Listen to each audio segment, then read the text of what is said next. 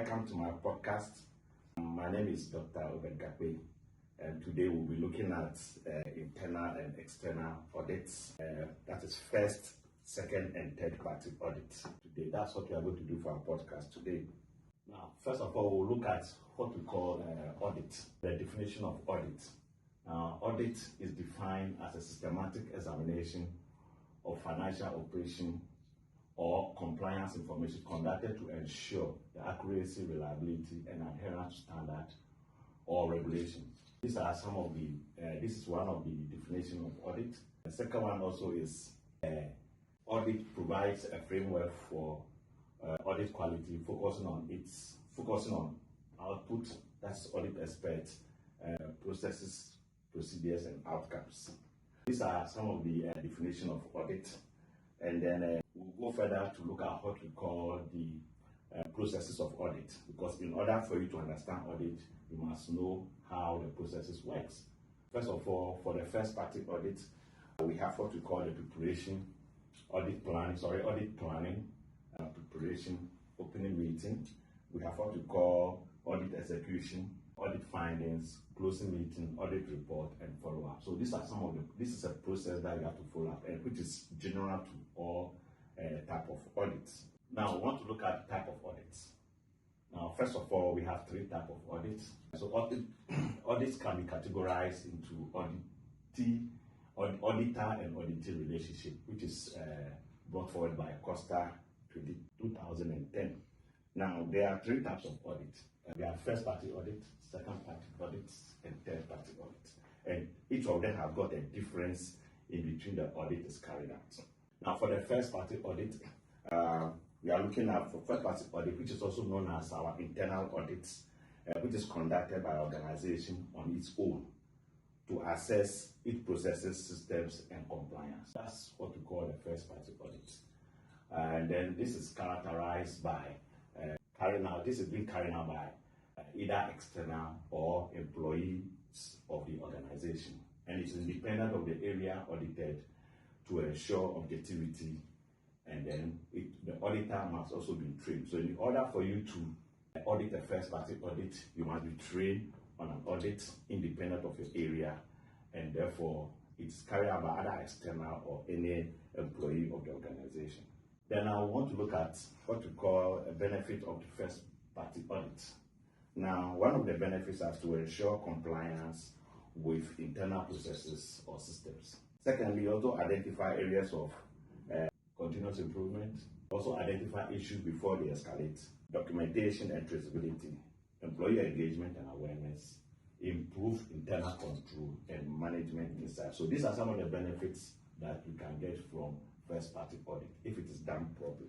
Then now, for first party audit, we want to look at some of the real life examples for first party audit, how it occurs in real life. Now, the first one is food manufacturing company. Let's see one of the audits that we do. So the company audits its own raw material, or one of the examples is the company audits its own raw material storage process to confirm hygiene, traceability, or halal compliance procedures as follows. So this is one example of what we call a first party audit, which can be organized in a food manufacturing. Now, the second example that we can also see is from the university.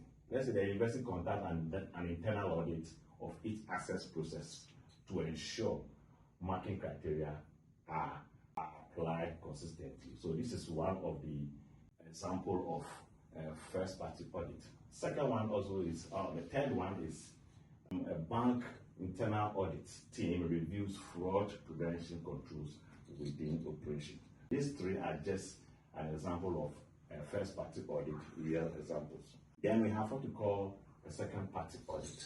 Now, this second party audit is a little bit different from the first party audit in the process of in its processes. But for the second party audit, it enhances supplier relationship and ensures specific requirements are met. So if the specific requirements are met in terms of supplier relationship, then that audit is called a second party audit. Or we also want to look at the characteristics of second party audit. Party audit is characterized by several points.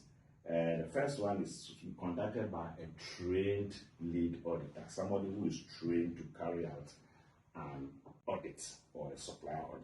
It can also be conducted by an external organization. So we can get somebody from any other company and organization accredited to carry out internal audit.